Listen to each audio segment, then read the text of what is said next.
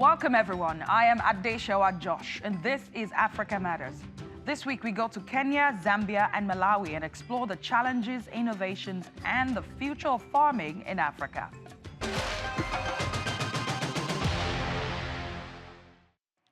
The World Bank says agriculture remains the backbone of Africa's economy. About 70% of Africa's 1.5 billion people work in the sector. It also accounts for roughly a third of the continent's GDP. But millions of Africans face hunger and starvation every day, which is exacerbated by the climate crisis, conflict, rising food prices, and disruptions in the global food supply. Part of the problem is that small-scale farmers produce about 80% of the continent's food supply, which is often not enough to be self-sufficient. The African Development Bank says African farmers earn about $1,500 per person from farming compared to the world average of $4,000, with US farmers earning about $100,000 per person. The United Nations says agriculture alone uses up 70% of the world's water supply. Yet, the climate crisis is disrupting the timing and intensity of rainfall, and groundwater is no longer a reliable source of irrigation for smaller farmers. The 2022 Global Food Security Index shows South Africa is the most food secure country in Africa, followed by Tunisia and Algeria, while the least secure are Sierra Leone, Madagascar, Burundi, Nigeria, and Sudan. And while some African governments are trying to tackle the continent's perennial food shortages, we catch up with the onion doctor in Kenya who is helping youth-owned agribusinesses grow and end the stigma around farming. In Kenya's peri-urban areas, it's planting season. Climatic conditions favor the growth of one type of vegetable, onions. Known for its yields, more farmers are producing them with the help of Lucy Wangari, also known as the onion doctor. Before the idea came to her, Lucy watched small-scale farmers struggle with their farms. But at the end of the day for them, because they're not planting onions to eat for their home consumption, it's for commercial purposes. So the nature of our business being a B2B in that way, it's always a question of numbers. How much are we putting in? How much is the output? And how long is this going to take? John Barine, a small-scale onion farmer, met Lucy online, where she shared her experiences with other farmers. I love farming. It has improved my finances and family situation. I'm able to look after my kids. Farming is a good job. As of now, we're planting onions. I'm sure of its profitability. Through soil testing and one-on-one consultation with farmers, Lucy is changing the fortunes of hundreds of agripreneurs around the city, lifting the gloom that difficult market conditions in the sector had brought about in the past. Last year, the onion doctor managed to produce more than 700,000 kilograms of onions. Kargat Miner, an agriculture expert, says the onion sector has now started to pick up following a decline in recent years. Onions, for instance, once those bearers we start farming, 1 acre can produce around 20 to 25 tons in an acre. At the ones we start farming, or we get into large scale, we do create more employment jobs to the youth. Lucy hopes youth will embrace onion farming, especially since the vegetable is a staple ingredient in every culture and cuisine. For anyone who's younger than me, I usually say this is for absolutely free. I will not gatekeep the industry for you. Just come and I will enable you as much as I can to get into the space. For many years, Kenya's agriculture sector has directly influenced overall economic performance through its contribution to the economy. The country's workforce contributes to food and nutrition security. As farming becomes more appealing to the continent's youth, more entrepreneurs are looking at getting into agribusiness. Even though they're doing it differently, they have similar goals: to increase the productivity of their yields, diversify their crops, boost nutrition, and build climate resilience. Anne Masharia, Africa Matters, Nairobi. Let's hear more from Julian May, Director at the Center of Excellence in Food Security. He joins me from Cape Town, South Africa. Thank you for joining the program. Tell us, why is it that most African countries still can't feed themselves through their own agricultural practices? Well, there's lots of reasons. Some of it goes back to the history of issues of land dispossession, of conflict. Some of it's to do with the levels of productivity, which are still low. So in many parts of Africa, it's difficult to get the inputs that you need to be able to produce at very high levels. Some of it's to do with issues about who has rights to land. Still in some African countries, it's difficult for women to obtain rights to land, even though women are often the major producers of food and also the major, in a sense, custodians of our cuisine. Professor May, let me quickly come in here. Dispossession of a land, the main reason behind a lack of African countries being able to feed themselves. What happened to the 60% of uncultivated arable land? There's so much land, no one is using it to plant crops, and yet you think that, you know, this problem is the most, is the biggest one that's confronting our people today. Well, that's certainly true. But it also depends which land is being cultivated and also the infrastructure that's available. So often the land that you're referring to is land which is not easily available. It doesn't have infrastructure. It doesn't have irrigation. And it also is far from markets. So it really depends which land which is involved. Right. So how can African farmers then protect themselves from some of the issues that you have raised now? Well, I think one of the key things is how can the farmers' governments help protect them as well, because often governments are not simply doing enough to ensure that farmers' access to land is secure. As I said, one of the issues that we need to be concerned about is the rights of women to have secure access to land. Often when a crop becomes a cash crop, we find that men take over the control of land and that women no longer have that control. So that can be one of the issues as well. So yes, it's some of it's to do with what farmers themselves can do, but a lot of it is whether their governments are doing enough to also give them protected and secure land rights. Okay, so talking about what the government is doing or not doing, if we have 70% of Africa's labor force being employed in the agricultural sector, what can then be done to scale them into, you know, self-sufficiency in terms of food and perhaps even into trade, export? Well, I recently visited the Nakuru in the Rift Valley, Kenya, and there it was quite striking what the farmers, in fact, are already doing.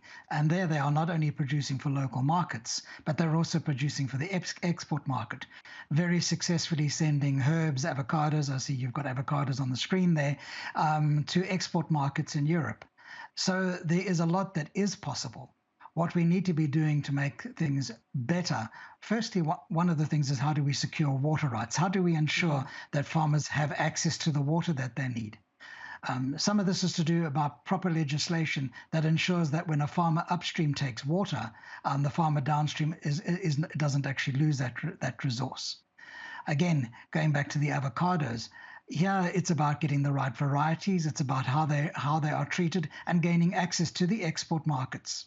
But again, in some countries, I've had a student work in Burundi, where there's a flourishing local market in avocados, to the point that local farmers prefer selling to the capital city than to export markets that are trying to buy avocados for oil.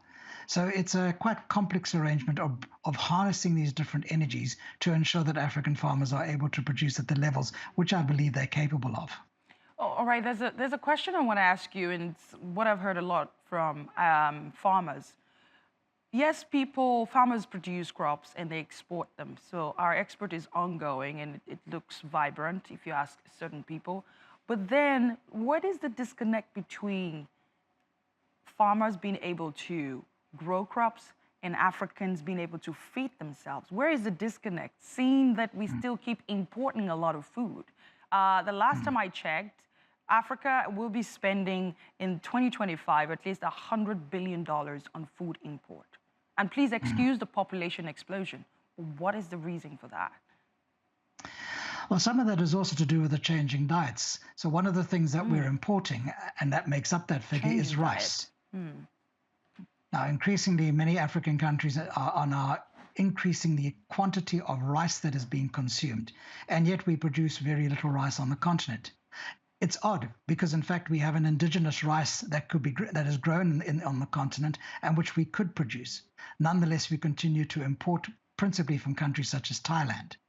So one of the key things there is how can we invest in our farming activities to be able to meet that changing consumer demand for new crops. I think Nigeria is making good progress as an example of a country which is trying exactly to promote its farmers who are growing rice and to meet their own domestic demands. But there are other opportunities. Something which we've switched away from are our indigenous African legumes and grains. Crops such as sorghum, in some parts of Africa, bambara bean, marama bean. These are crops that we used to eat on the continent, but gave up that to switch towards diets that are now largely corn-based or maize-based and wheat-based. Again, another crop that we import significantly is wheat. Wheat does not grow particularly well on the African continent, and yet sorghums and these small grain crops do well. One of the things that we've been trying to do to encourage African farmers to move onto these kinds of crops, firstly, to understand why these crops adapt so well to our continent. What makes them drought and heat resistant? And there we've been looking at the molecular biology of those plants.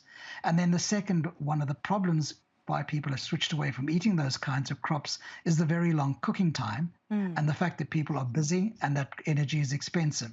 So again, we can start investigating how science and technology can reduce cooking time through various processing techniques. Much the same as couscous in North Africa. Couscous used to be a food item that took a very long time to cook, but now the cooking time is dramatically reduced, which enables those consumers of couscous in countries like Tunisia or Algeria to be able to produce and consume those foods much quicker. Moving forward now, you have mentioned that perhaps we can begin to look at how certain seeds, how we can begin to grow certain kinds of crops and foods that are adaptable to our weather. What should that be? Are there technologies already existing to sort of support that kind of agricultural innovation to support food sufficiency on the continent? Well, a topic which is often unpopular is to think about the genetic modification of plants. Unpopular because it's associated with the manipulation of genes, perhaps the control of that genetic stock by large companies in other parts of the world. But in fact, again, it is possible to democratize that science, to make it more affordable for African countries, and to use the new kinds of gene splicing technologies, which would allow us to understand how sorghum, as an example, is such a good crop that flourishes during our issues of drought, a major issue as we face climate change. And then how can we transfer that ability, that latent ability of the plant to others that we might choose to eat? So, for example, if we wish to continue to eat maize, can we make maize develop the way sorghum does? Right. Wow, brilliant. Thank you so much, Professor Julian May, Director at the Center of Excellence in Food Security. Thank you for speaking to Africa Matters.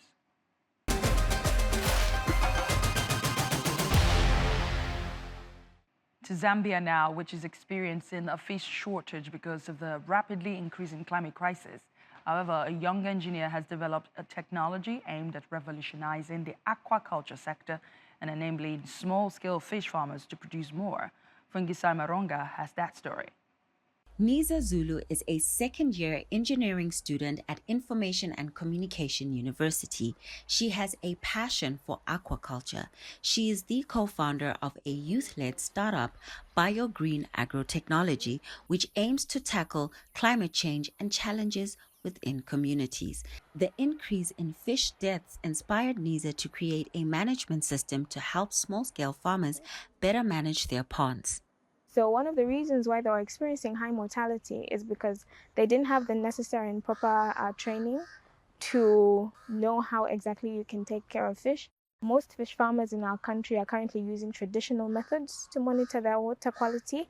So you notice, for example, dissolved oxygen in water is very important. So what local fish farmers do is they look at how many times the fish come up to gasp for air. Then they'll know, okay, we need to turn on our aerators, or we need to pump in more water in our fish ponds for them to actually have the necessary dissolved oxygen levels. The Febi Smart system is made from locally sourced materials. After placing the boat-shaped device in the water, it sends a reading to the Febi application, which can be accessed on a phone or laptop. A system like this can change how ponds are managed and increase the chances of high yields. Farmers will be able to determine the correct oxygen levels, pond pH, KH, and phosphate levels. Small-scale farmers like the Chituo family have an average fish population of 2,000 to 4,000 and are looking for ways to increase their capacity. There are a lot of countries where they need a lot of fish, but they are not able to have it. According to the government, Zambia spends almost $170 million on imports each year and has a 70,000 metric ton deficit. At least Zambia holds about 40% of the water resources in the SADC region, because Zambia can produce maybe up to 2 million, 3 million tons, maybe even up to 10 million tons per year. And we should strive to replace the copper earnings with aquaculture production. At least 5,000 fish farmers across Zambia are expected to benefit from Niza's invention. Others from Kenya and South Africa have shown their interest. Fungisai Marangar, Africa Matters, Lusaka, Zambia. Staying in southern Africa, the UN says Zimbabwe, Malawi and Angola are facing food insecurity because of fertilizer shortages caused by Russia's war in Ukraine. As Emir Balls reports, farmers are feeling the pinch. Hawafiri is just one of many Malawian farmers left with little harvests this season. I have a coupon to buy fertilizer so that I can apply it for my irrigation farming. I still believe I can harvest a few bags of maize in the coming few months. This fertilizer will help me at least to produce something. This year's farming has been poor for me. I have to still have hope that I will have some food, because as you can see here, there's literally nothing that I will harvest from this maize field. Fertilizer prices have soared as a direct impact of Russia's war on Ukraine, and Russia, a major exporter, is under international sanctions. In Malawi alone, maize output has fallen by 4% this season, and the prices of fertilizer have doubled. The government is distributing any donations it receives. This is going to help the 400,000 farmers who would have been left out of the program because of the devaluation and the increase in fertilizer prices. The United Nations says Zimbabwe, Angola and Malawi are facing food insecurity due to the shortage. Ukraine has promised the delivery of grain to several African nations, including Malawi, by the end of May. The World Food Programme has also donated fertilizer to Malawi, taking it from the 260,000 tons of Russian fertilizer stuck in several European ports.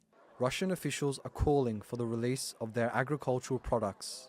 We believe that it is very high time for the Western countries to unblock Russian food and fertilizers impounded in some port of Western countries, so we could continue delivering agricultural products to Africa and to other parts of the world. Despite the donations, some farmers say help has come too late. This fertilizer that they have received will not help us because the period for applying it's over and the maize crop has failed. The government has tried its best, but surely this fertilizer is going to remain idle in our homes in readiness for the next growing season. They're now left counting the cost of a war happening far away from their fields. Emre Boz, Africa Matters.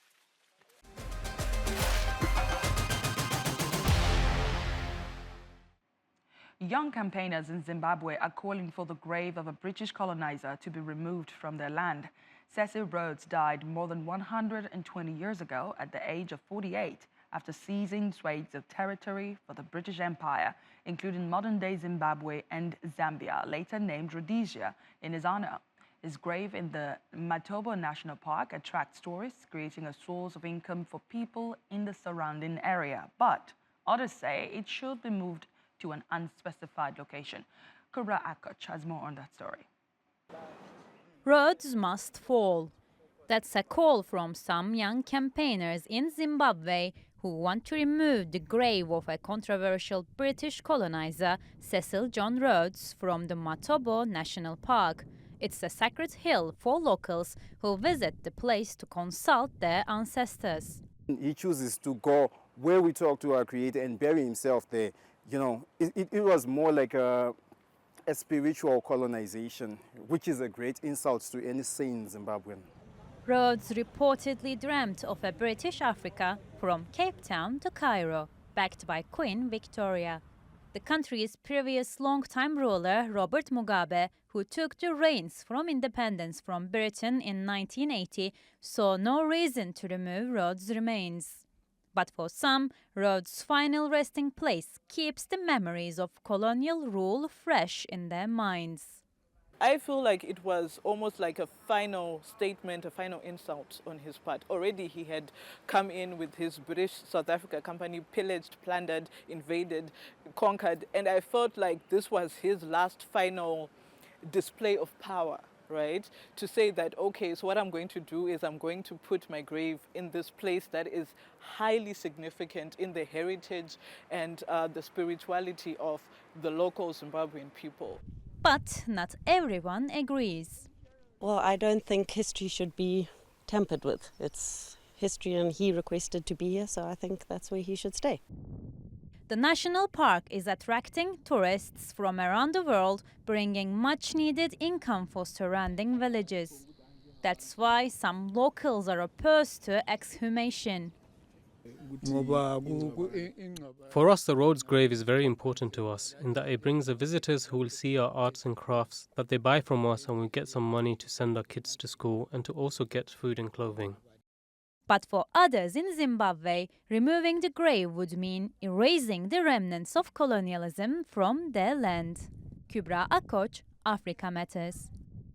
We go back to Kenya now, which has defied the odds to establish its first ice hockey team despite its lack of wintry weather.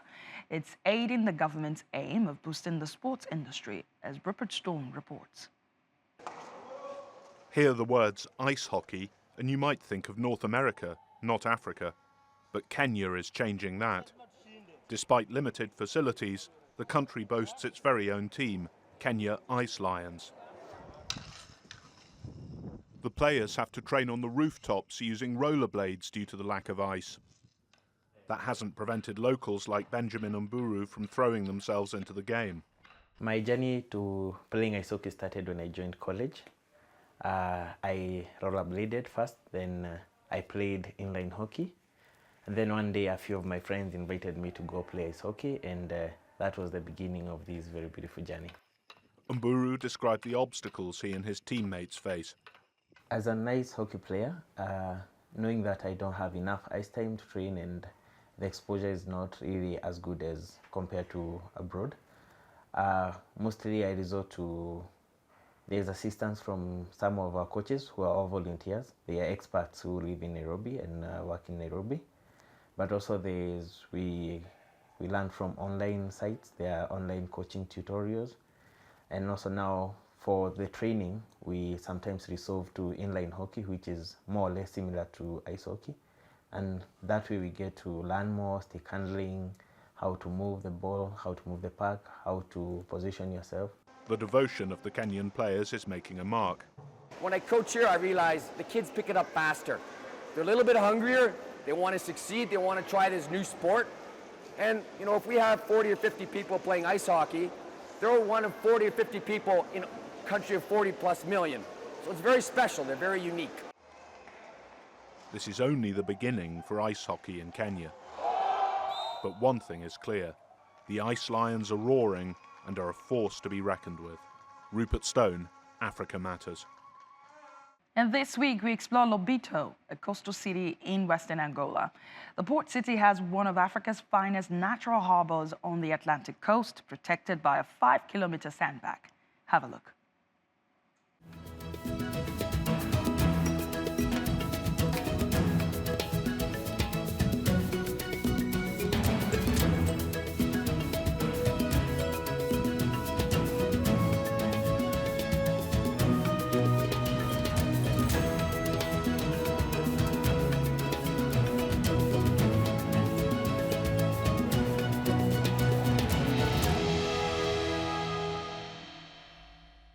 And that's our show for this week. Please share your thoughts and suggestions on the stories you've seen on this episode or ideas on what you would like us to cover on Twitter using the hashtag #AfricaMatters.